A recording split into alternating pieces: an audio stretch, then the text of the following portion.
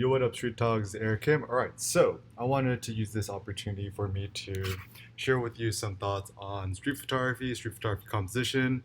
This is a distillation of everything I learned from the last decade or so. This is all just my opinion, but I hope that this could help spark some sort of new creative ideas within yourself. It's open source. Feel free to share, distribute, remix it, whatever. Shout out especially to educators. My heart goes out to you guys. So if you found any of these ideas interesting or useful, feel free to share with others. All right, cool. So this is a little bit of background on myself and my personal philosophy. So first and foremost, what has plagued us photographers for the longest? Typically, we tend to stick ourselves into this like tiny ghetto, which is photography, and there is so much more opportunity beyond photography. And we talk about like call it pictures, right? It's funny because they used to call paintings pictures because there was actually nothing else. And so as a consequence, nowadays, people are like, oh, I'm just a photographer, blah blah. But I'm like, yo, no, you use a visual artist. You're allowed to do anything and everything that you want, and the world is essentially your oyster. So, in order to improve your photography, it's good to study painting. Now, still, all things considered, I consider Henri Cartier-Bresson the greatest of all time. He is the goat of photography. He's our grandfather, but the problem about Henri Cartier-Bresson, he was essentially a closet painter his whole life. It's so interesting if we analyze his psychology. He actually didn't want to be a great photographer. He wanted to be a great painter, drawer, whatever. And unfortunately, he actually achieved almost like too much fame within his lifetime. And so after about like 20 years, he gave up photography, and it's actually quite sad. And I found this interesting interview with him somewhere on the internet, and the gist of what he said was, a photograph is a stab with a knife, painting is meditation. And this is actually the real quote where he's you know he essentially picked up the camera. He called the camera like, yo, quick sketches of reality, blah blah. But actually, he's like, the true art is painting. So even what we gotta do is we have to supersede our master, which is Cartier-Bresson. So we have to jump over our master, who is Henri Cartier-Bresson. All right. So studying the master of the master. So I actually think one of the most effective ways to gain deeper sources of inspiration and motivation isn't to just trap ourselves within this small bubble, but to go back to the fountains or go back to the source. So I was curious. I'm like, who was the master of Henri Cartier-Bresson? And there's actually this painter named Andre Lotte. So, kind of like what I do in my workshops, Andre Lotte, I suppose he did painting workshops, and Henri Cartier-Bresson was an early student. And this is actually an early painting by Henri Cartier-Bresson, and actually I think it's really good. It's great. It's if you look at the composition, there's a foreground, there's an arabesque like a curve, there's this nice spiral in the background, kind of this cube, that little thing there, stuff like that. Very very very nice balanced composition, and I look at this and I'm like, like I've definitely. And so a lot of times people look at Henri Cartier-Bresson's compositions like, yo, did he actually intend to do that, or is it kind of an accident? I actually think that he actually intended to do so. And but the thing that's fun with photography is that sometimes it's by accident, sometimes it's not. And so if you look at the work of Andre Lotte, who was the teacher of Henri Cartier-Bresson, it's so interesting. I look at his pictures and I'm like, yo, that looks exactly kind of like a street photograph. So, for example, this couple here pointing here, this thing here, this thing here, this thing here, this thing here. So it's got really nice balance to the picture. Also, this person here, the nice curves, the leg, the dog. So obviously, it's much easier to be a great painter than a great photographer because with painting, you could premeditate your compositions and you could take all the time in the world. Whereas with photography, and especially street photography, it's so random and chaotic. Now, what I find also, this is just like a pro tip. I've actually found that studying sketches or kind of lithographs or just kind of the black and white, just prototypes of the final thing, extremely useful because it actually helps better simplify the compositions. So even here, you see the elbow, the curve, the wave of the flag, and so forth. So typically I actually do, and then you've got three subjects. Typically subjects works best in three. And the thing that I find interesting is, so you know the stupid thing in photography, art, whatever, is everyone wants to be so original.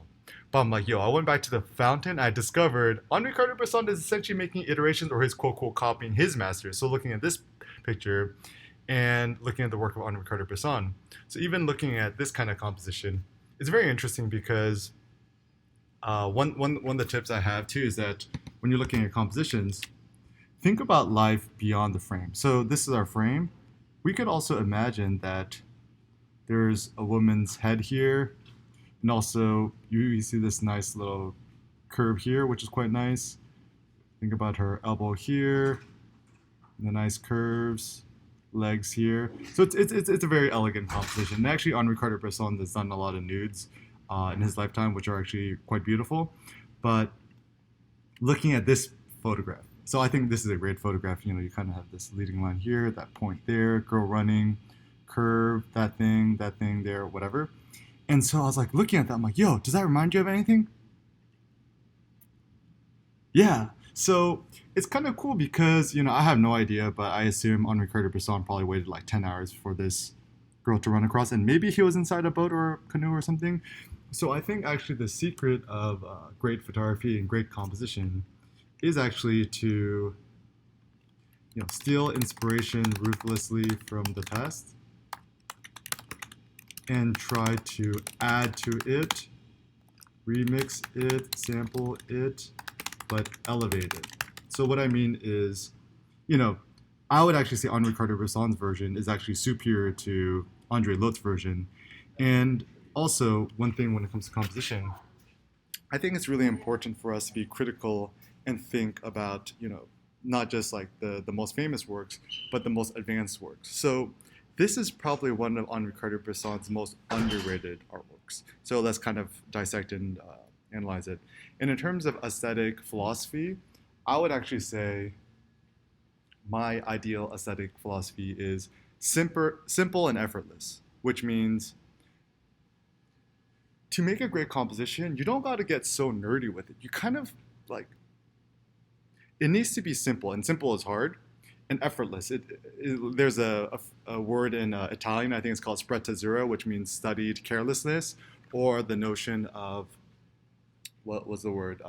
I think the French say insouciance, which is like indifference or carelessness or whatever.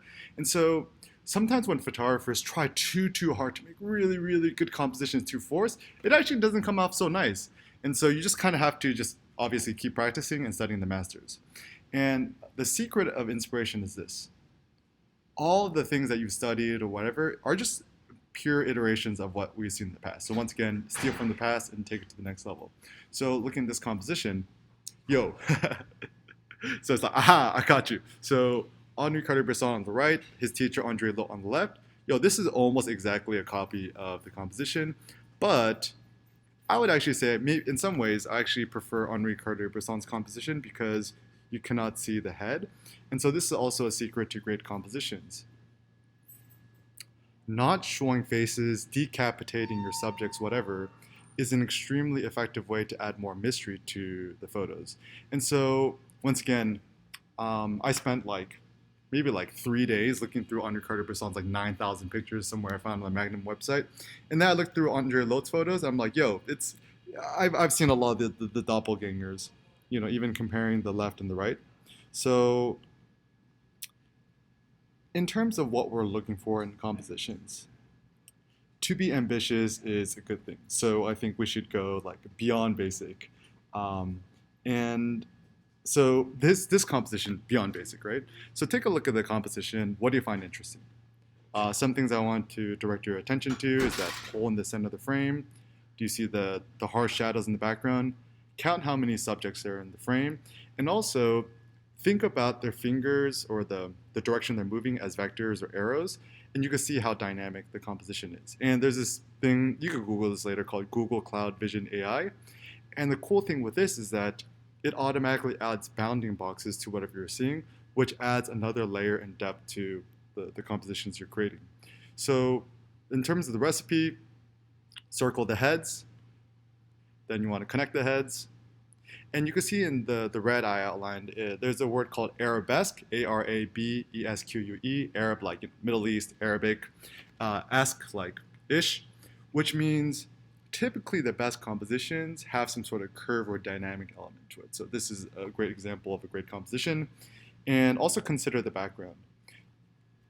Even this as a shape in itself is very dynamic. There's lots of edges, you know, it's a nice shape.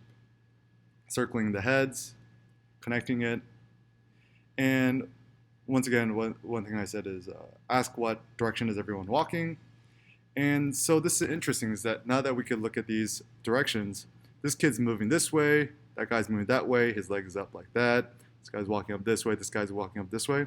So even if you think about pure like vector addition, right? Down arrow, left arrow, up arrow, the movement is kind of towards the sky. And also something I like to consider is ask yourself, how is the frame divided? And think about, okay, so this is also my theory about composition. It's all about proportions, which means ask yourself, what is the percentages or the proportions of the compositions in the frame? And because let's assume you're shooting like a 3:2 ratio, like 35 millimeter style, like typical whatever. There is a proportion between the long side and the short side, which is 3:2, and this tends for a very dynamic composition, which is quite cool. And so, looking at this composition, what I analyzed was that little stick in the pole actually almost perfectly divides the frame from the left side to the right side. Now, another compositional element I want to share with you is this notion that compositions can be both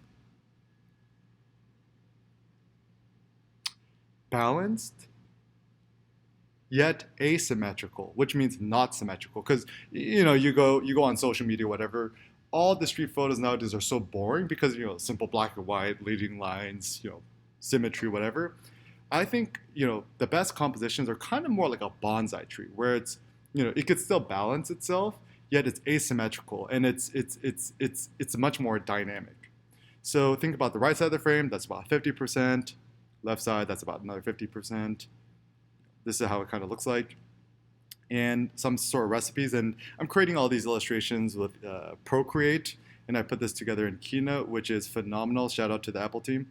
So you could kind of get a gist of what the composition is like, right? So, it's interesting. So what I like to do is I like to take images that I like, keep breaking it down, adding to it, analyzing it, then reconstructing it. And it's kind of like if you're a kid, you want to figure out how things work, take apart the toaster oven and put it back together. Even when I was a kid, I was really passionate about building computers. So like, I remember in the old school days of Newegg and stuff like that, ordered parts and built my own computer. And also that's like something that I aspire to do with my future kids, or you as a parent, I would encourage. If your kid likes to use computers, encourage them to build their own, because when you learn how to build and take apart stuff, you actually really understand how it really works, and you could actually apply this to your own creations. So drawing the lines in the background, think about the depth, perception, and composition. So it's just kind of nice. And you could do this in Procreate, you could do this on Photoshop, Illustrator, whatever, or even better yet, the old school like pen and pad, get a piece of printer paper or a notebook. And once again, we're not just photographers, we're visual artists. And even Henri Cartier-Bresson, I'm sure if you ask him, he's like, oh, are you a photographer, street photographer? He's like, no, I am, the painter or drawer or something like that. So everyone's just trying to front on each other. So bring it all together. And so even looking at this, I'm like, wow, the composition feels balanced and it feels nice, it feels dynamic. And the funny thing is when you're looking at compositions, sometimes you're actually not sure why it feels so nice. Like it's intuition. And also intuition is important in composition. So often when we're out shooting in the streets, it just kind of feels right. But I feel that in order to elevate ourselves, it's good to break down things and ask ourselves, why does it feel so good, or why does it feel so dynamic? And through exercises like this, it's quite effective. So once again, what we could do is we could remove the background. So wow, this is actually kind of a nice composition. I like that. Then bring it all back, right? And so it's kind of interesting, this notion of visual aids. I find it very important and interesting. So if you ever played some sort of modern video game racing game, it's kind of like some people might call it cheating. Like, let's say you play Forza or something, and on the ground there's like the yellow driving aids, so they tell you when to accelerate or when to stop. And some people are, oh, that's cheating, but I'm like, no, that's like a teaching aid. And so even on your digital camera or your iPhone, whatever, if you're able to actually build in and bake in these compositional tools, the better. So now, I've taken off your training wheels. Like, it's kind of a fun thing about doing this with you too. I'm kind of getting ideas. So this idea of visual training wheels is quite cool. So let's say once you take off your visual training wheels, then I'm asking you, oh, can you see it without the visual training aids? So that, and then that. And I mean, something that nobody ever talks about is, why is creating great compositions important? So my personal opinion is, a great composition encourages movement, encourages life. And even the word motivation, it comes from modus, movement, like motorcycle, motorbike, whatever. And so great photos make you want to move. They kind of make you want to dance. And take a look at Cartier-Bresson's portfolio. He's still the GOAT. All right, so the $1 billion question, right? Or the $250 question. Intentionality versus accidentally making great compositions. And another side note, I don't think a thing such as perfect composition exists, but I do think that great compositions exist. So let me kind of explain the difference. So perfection doesn't exist. That's a notion we get from Plato, and Plato's kind of like probably the worst thing that's happened to photography, art, and aesthetics possible. Great just means big, great, grandeur, whatever, magnum, magnus. And so great compositions are possible, perfect compositions are impossible.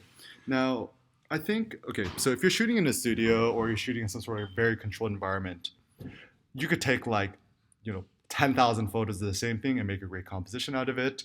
Whereas in the streets, I really think that 90% of street photography is having balls or courage or guts or huevos or ovaries, whatever you want to call it. Because the only regrets I ever have in my photography, in my life, whatever, is that whenever I chicken out from shooting a photo that I want to, that's my only embarrassment and shame. And it essentially is cowardice in photography and street photography. So to elevate myself, it's like, this is my thought. Study composition all you want when you're kind of behind closed doors, whatever, at home. But you got to practice it. It's kind of like, okay, imagine this, right? Imagine if you want to have sex, right? Can you imagine like fucking staying at home and watching all the porn or reading manuals on how to have sex with people or how to pick up people? You had to go out to the real world and try it, or else you don't really know what you're doing. It's kind of like, imagine if you want to become a great basketball player like MJ.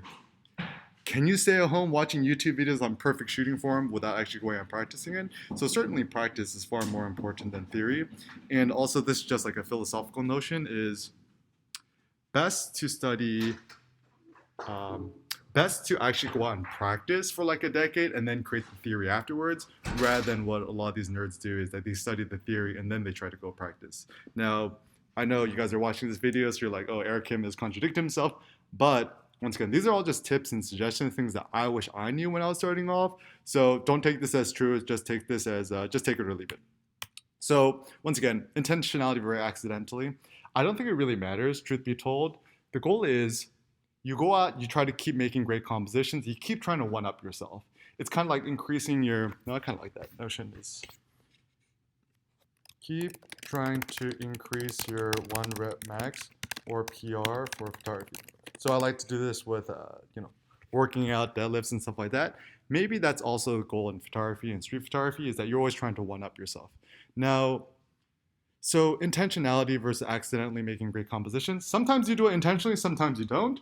But, when life gives you the golden egg, don't question it. Just kind of take it and be grateful. So what I suggest is, harness both the randomness and the chaos, and in order to make it great. So typically when I want to shoot layers, I like to shoot head on. So this is a photo I shot in downtown LA. Saw some sort of like, I don't know if this is some sort of mob, flash mob or something like that. So I'm like, yo, this looks so cool. So essentially I'm shooting with a 35mm camera. I think I shot this on a film Leica. I shot this on my M6 or MP, I don't remember. 35mm Portra 400. I think I was shooting at f8, maybe 250th of a second. And essentially what I did was try to get as close and shoot head on as possible. Now, when you're out shooting in the streets, you're not going to see all the compositional aids. You got too much adrenaline going. But what you try to do is after the fact, analyze the composition. So this is Google Auto Vision AI. And once again, this is a visual aid to help us better see the compositions, right? And this is me just drawing it in Procreate and then simplifying it.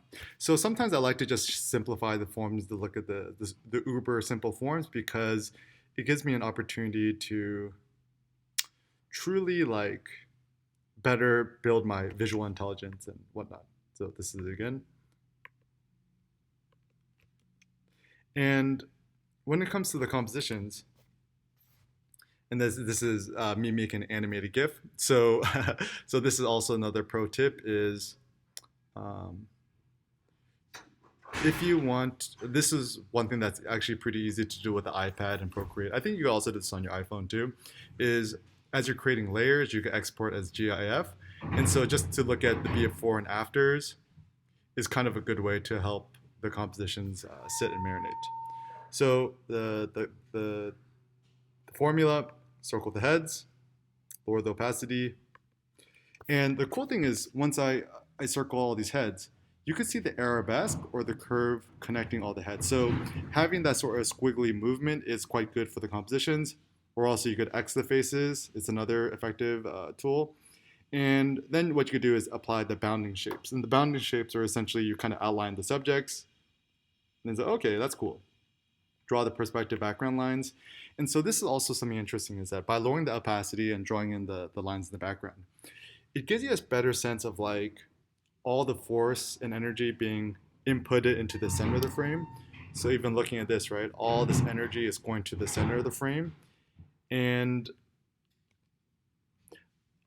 I think what makes a great composition is it has dynamism, force, it has energy. It's very potent, it's like dynamite. And a concept I have is this notion of visual gist. So there's no perfect composition. You essentially want a gist of it, which is just kind of like the general concept of it, like a very crude understanding. And the problem about modern, Western thinking is that we're like, oh, everything must be 100% intelligible, otherwise it is worthless. But on the contrary, I think to get a general gist or a summary or a general notion of it is far more eloquent. For example, you're watching a movie, right? And you want to give someone the general gist. Like, so what's the gist of Avengers Infinity War? It's like, oh, Thanos decides if it's morally ethical, right, or not to kill half and to save half or whatever. Or like, what's the gist of Inception? What's real, what's not real. And I think really great movies or great pieces of literature or philosophical ideas could actually be summarized in a sentence or less. So think about that with your photos too. So now when I kind of bring it all together, this is kind of the general gist of the composition where you have all these leading lines, these shapes, these forms and stuff like that. So in effect, like it's not a perfect composition, but I still think it's a pretty good composition. And I wouldn't call this like the greatest composition, but I think the thing that was interesting to me was I was experimenting with shooting layers and depth and form and trying to create images that I considered very dynamic. And I think in this case, I was pretty successful. And the secret with great compositions, you had to keep shooting, you had to keep iterating and keep doing it. And as you keep doing it, you learn and you kind of try to one up yourself. Now, one notion is trying to think in threes. You need a hand? I hope this for you. Oh, thank you. So thinking in threes. So this is in praise of triangular compositions. So how else do you know if a composition is good? My practical suggestion is if you shot a photo 10 years ago and you still like the photo today, most likely it was a good composition. So in this photograph, I shot this, I think this was like 2010, and I'm just shooting during my work break. I used to work in Santa Monica on 3rd Street, so I just go to the mall, and I'm going up the escalator, and I see this guy walking by, and I'm like, oh, cool, if I could, create a composition where his in the center here, and there's the leading lines here, whatever. This would be a great composition. And then, I'm going up the escalator, and the second he goes up, and this is also a tip too, is that when you're trying to shoot a photo, like a skateboard and a rice cooker.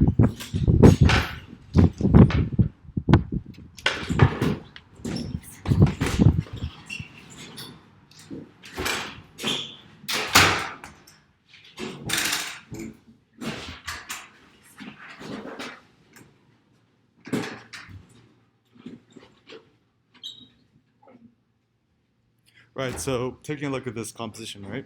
So this is also a pro tip is if you want to make a really great composition, try to get the legs like in a perfect V because it adds a nice like kind of triangular composition. And as I'm going up, this is one thing I actually didn't notice is that there was a reflection here and a reflection here. So it's like, yo, sometimes when life gives you lemons, or sorry, when life gives you like good opportunities, just kind of take it. You don't take it too seriously or whatever. And so looking at this composition, it's kind of trace the outline. And this is also one thing that I encourage is when you're looking at photos, try to identify the cherry on top. It's like, what is that small little detail which could take a certain composition and take it to the next level? So looking at this photo, essentially the gist is the reflections. And something I actually didn't really notice until later was, when I looked at this composition, the little foot here. So I think this is a great composition because, man, it's crazy. I shot this 10 years ago, and I still like it today, so it's probably a good one. And also the foot here and stuff like that. And also a tip too, when I was shooting this picture, I remember while I was shooting it, I saw this, but I didn't actually see that until I got home. So once again, to be a great photographer or visual artist isn't to actually just go out and just only be shooting photos all the time, but actually to be critically analyzing your photos later and after the fact. Cool. It's like, yeah, it feels pretty nice and balanced, right? So another tip, think shadows. So what does that mean? When it comes to making great compositions, a shadow is something that could take an image and elevate it to the next level. So even with this girl in downtown LA, what do you find interesting? Take a look at the shadow. What is like the cherry on top, or what makes this photo fun? It's probably the nose, the Pinocchio nose you see in the background, right? And the curiosity is, how did the nose get so long? It's actually this wall here, if you see it, right? Because there's a wall here in this kind of like door sunset, it actually makes her nose look longer. So the way I was able to shoot this photo, I was teaching a workshop, and I was actually with my buddy Max, not, I sometimes I forget, and see this girl. I said, oh, you look nice, whatever, can I make a portrait? Yeah, cool. So what do you want me to do? Just look down. And I shot maybe 50 pictures. And sometimes the funny thing with compositions is you discover the compositions as you're shooting it. So I saw it, click, click, click, click, click, take a step forward, click, take a step forward, click, take a step forward, click. And this is also something that's very interesting is, as a street photographer, you're kind of like a boxer meets ballerina, which means you don't just want to stand still and just keep clicking. Is take a step forward, click, take a step forward, click. You crouch down, you go up left and right, and you kind of work the scene. Right? So outlining the shadow and tossing this into the face mapping, Google AI Vision, cool. And tracing the real subject, that girl here, pushing the darkness. And so this is actually some funny thing I like to do is I try to move the opacity slider as dark as possible until you see a very, very faint outline. So this is generally the visual gist of the image. And then what you can do afterwards is draw the details. So, okay, it's pretty nicely balanced. And this is actually a big, big thing, is thinking about the inverse. So we typically get suckered by the subject and we don't think about the background. The background is as important as the subject. There's some sort of duality behind it. It's good subject, good background, great photograph. And so this is the prima facie, or the first facing image. But if you think about the inverse, the background is kind of like that. So even looking at the inverse, I'm like, oh, actually, it does look a little bit more, looks balanced too. But certainly this looks better than that. And also if you want to better see the shadows, you could just kind of invert the whole thing, right? Outline and fade. All right, so this is actually a big thing that I discovered while I was doing my workshop, duality. So this notion of duality, or the yin and yang, is,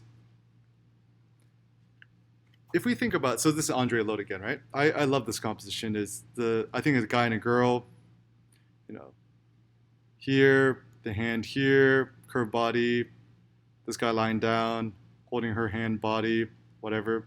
And so it kind of gives you a sense of this like circular motion, which is fantastic, which I really like. And this is actually probably one of my favorite Henri Cartier-Bresson compositions. Super simple and classic, but very elegant. This guy looking into the bottom left corner, this guy looking into the bottom right corner. And what I do is I like to do screenshots, and then, man, Apple, you guys are awesome. Shout out to the Mac team, right? So there's this nice tension here, and also the nice curve of the arm here, nice curve of the arm here, and also the surrealism is that because there's like overlap here, it kind of looks like it's one person, and also the symbolism of the state, one of the state buildings, the hands here, and by having this sort of visual tension of the guy on the left and the guy on the right, it pulls your eyes both directions, which is far more engaging. Another pro tip is when you're shooting the pictures, don't just center your photos. Think about the photos which are a little bit off center. So putting your subjects on the extreme corners of the frame, or in other words, symmetry is for suckers. So this is one photo I shot in Lisbon. Now take a look at the picture and ask yourself, where is the subject's head? Bottom left corner? All right, cool. And I shot this on the Ricoh GR version 2, program mode with the flash. Saw this guy in a suit coming towards me. I crouched down super low, and I tilted my camera to the extreme left, and I shot this with a flash. And as a consequence, it's kind of cool. His face is better lit up, and this tree in the background. And they call this the Dutch angle, or the Deutsche angle, German angle. So it's funny because the story of it is that initially a lot of the early German film noir films, like extreme tilting of the frame, like even if you watch films like The Third Man, look at when they tilt the frame. It's quite informative. And so they would say it's like, oh, this is the Deutsche angle, like the German angle. And then, obviously us Americans come in, it's like, oh, the Deutsche angle, the Dutch angle. Yeah, we know the Dutch, like the people from Amsterdam. So it's called the Dutch angle, but it's actually we should actually be calling it the German angle. So putting this through the Google Image AI, face in the bottom left corner. And this is also why I think street photography is interesting, is that at the end of the day, we will always be more interested in faces than objects and things. So I don't really care who you is, but okay, humans will always, okay, so what would you rather have, right? The most beautiful human being on planet Earth, or the most beautiful Lambo watch, purse, dog on the planet? There's even this this notion where, I forget which philosopher said this, is that the most beautiful ape is still considered ugly to a human being. So for us human beings, I think the reason why we like photography and street photography, we like faces, we like people. And, in terms of thinking about what's going to last, any artworks which is about humanity, of humanity, whatever, is going to last more than other stuff. So for example, if we really, really think super, super long term, most likely the work of Richard Avedon, Henri Cartier-Bresson, is probably going to last more than nature photographers who like to just shoot landscapes and stuff like that. So even if I pitted Ansel Adams versus Henri Cartier-Bresson, I would rate Henri Cartier-Bresson as a trillion times more important, because to document humans and society is more important than plants. I'm sorry for us eco-friendly peoples, but I think that's what I believe in. All right, so another compositional technique, It's called the golden triangle. Essentially, you just draw a line from one corner to the other, and then you draw the perpendicular line. So if we remember, high school geometry, whatever, right? Do you remember the perpendicular, the 90-degree angle, 90-degree angle, 90-degree angles here? And so even if we took this image here, right? So essentially, there's a 90-degree, 90-degree, 90-degree. But this is where things kind of get fun, is that as you're drawing this in, you're actually kind of creating like mini little triangles, right? So now we've created a triangle here, created a triangle here, created a triangle here, created a triangle here. So it actually is very useful to thinking about life beyond the frame, right? So let's say even if we took this guy here, right? So this is the intersecting point, but we could also draw a line over here, line over here, line over here,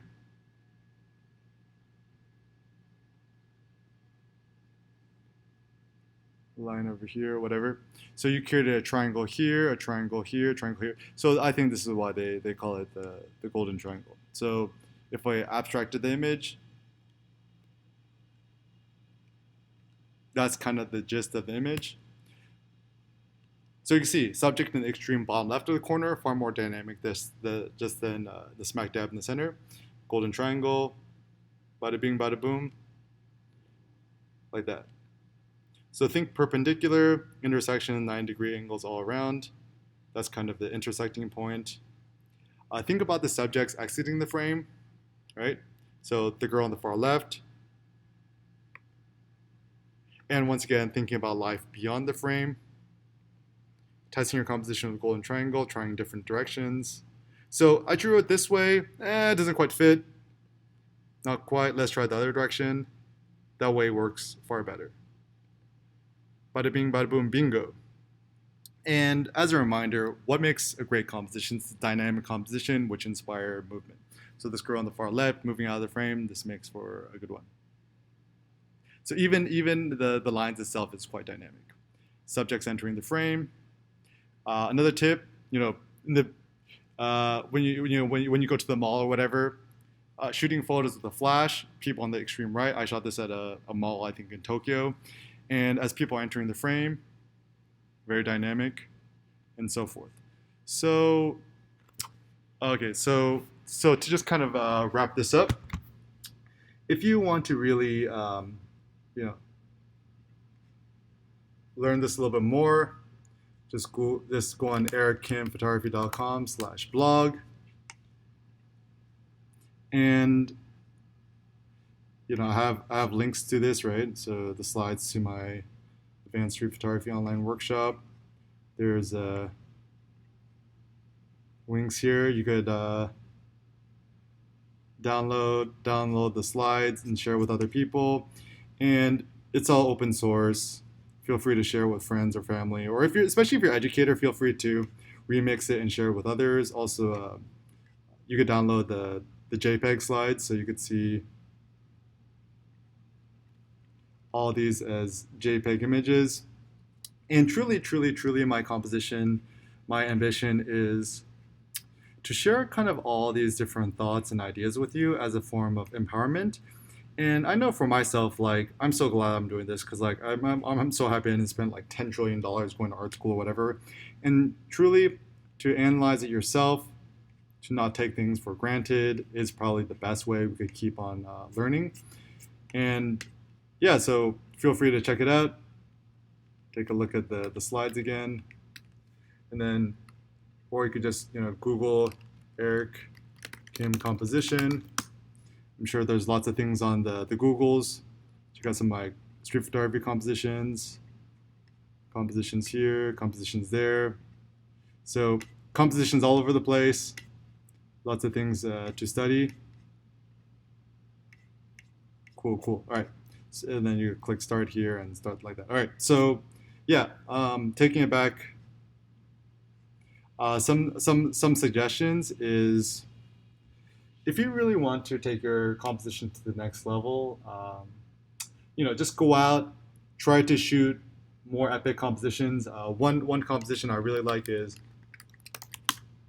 the arabesque, which essentially means kind of a curve, a curved composition. And any photo that has curves, movement, whatever. And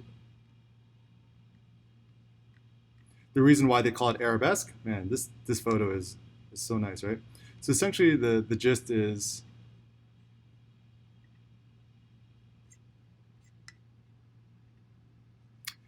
a photograph could be both like, so this image is very balanced. You got stuff here on the left, you have all these curves, whatever. It's beautiful, effortless, and balanced at the same time, but not being boring and symmetrical.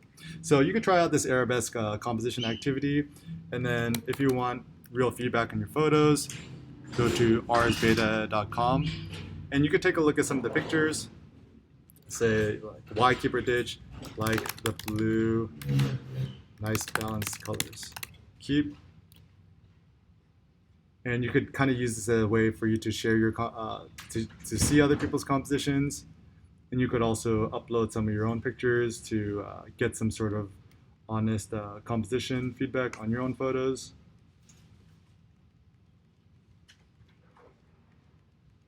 And yeah, to me, this is my antidote to Instagram. I think Instagram is probably the worst thing for photographers and humanity possible. Let's see. I want to upload this picture, choose that, upload it, and go to my profile. And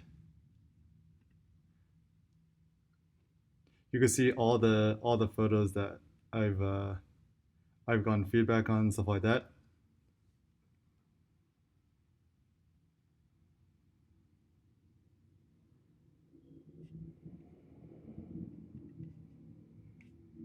Okay, looks like I got too many pictures right now. So let's say I don't like this one. Okay, delete that one.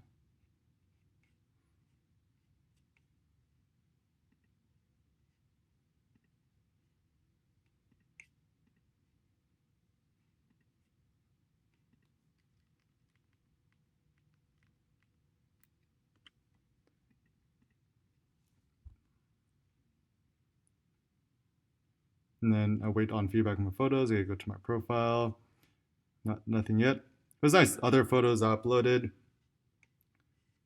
People said very nice. And what you could do is, yeah, use this as a platform to get real feedback on your pictures and stuff like that. Like the off-center composition. And you could just, as you give feedback, you start to learn. So it kind of is like a dualistic approach. So yeah, just check it out, rsbeta.com, or just Google Air Kim. All right, so until next time, keep shooting.